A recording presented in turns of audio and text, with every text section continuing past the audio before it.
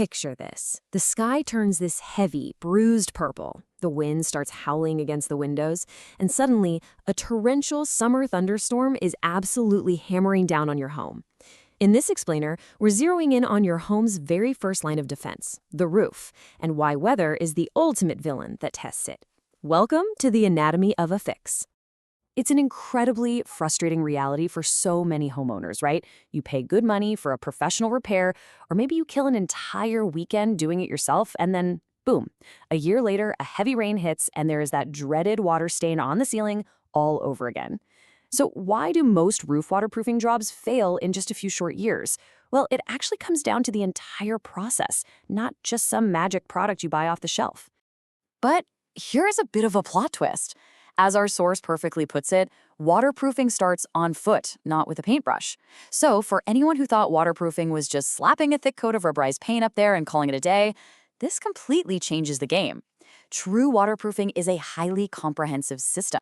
Okay, let's dive into this. Here is our roadmap for defeating roof leaks. We're going to cover why tiled roofs leak, inspection and preparation, priming, membranes and final coatings, and finally, lifespans and expectations. Section 1, why tiled roofs leak. And you might actually be surprised to learn that the actual clay or concrete tiles themselves are rarely the problem here. The real culprit? It's almost always the ridge mortar. That's the cement bed securing the peak tiles of your roof. When it gets eroded by the elements, it literally becomes the single most frequent source of water ingress.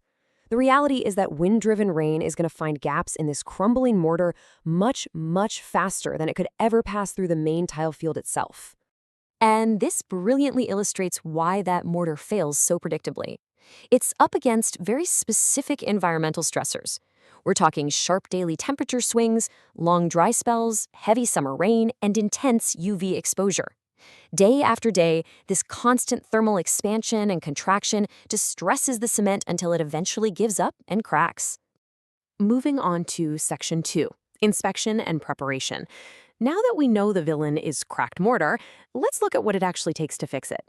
There are 5 unskippable stages to a true professional waterproofing job.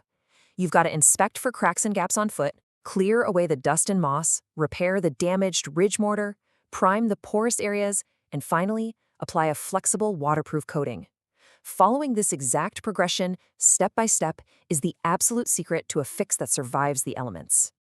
Now, Stage 2, the cleaning phase, requires some meticulous care. The golden rule here is to clean safely. You have to use a wire brush or a downward-angled pressure washer.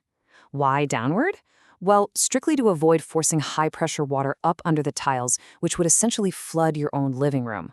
During this stage, all that loose, crumbling mortar has to be completely raked out and carefully rebuilt using a specialized fiber-reinforced compound. Section 3, priming, the unskippable step.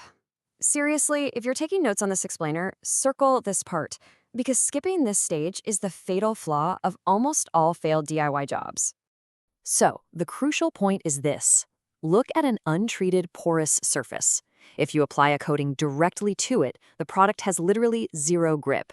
It will fail, peel, and flake off within a single season. It's exactly like trying to stick heavy-duty tape to a floor covered in dust. It just won't work.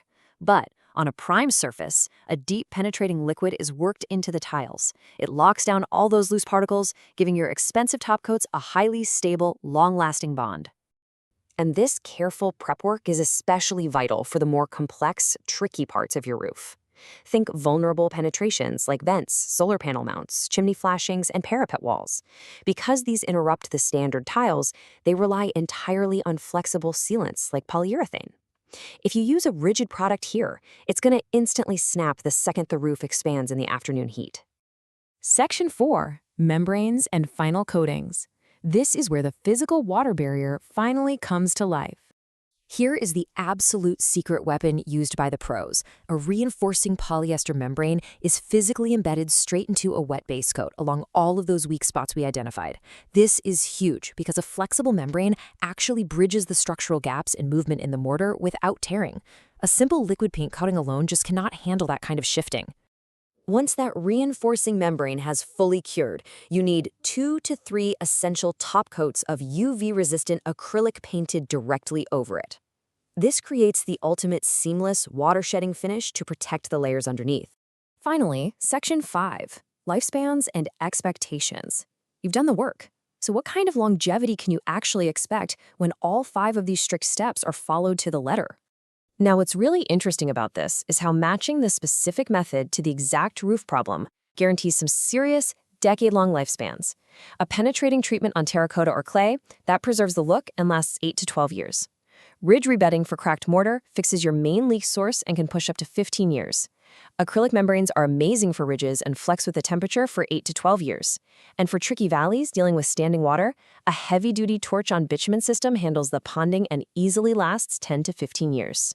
But we do have to remember that environmental factors still dictate the rules. UV exposure and the aspect of your roof heavily impact durability. For instance, your north and west-facing slopes are naturally going to experience a slightly shorter lifespan. Why? Because they absorb the absolute most intense, direct daily sun, baking those materials day in and out. Which brings us to an incredible golden rule of thumb from our source. A cracked ridge or a patch of moss on the tiles is easier to fix before the next thunderstorm than after it. I mean, it hits the nail on the head for sure. It perfectly emphasizes why proactive, planned home maintenance beats scrambling with a bucket in your living room any day of the week.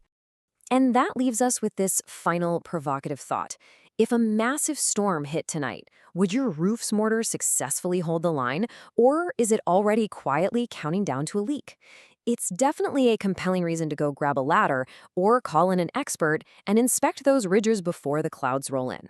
Thanks for diving into this explainer with me, and I hope you walk away ready to protect your home the right way.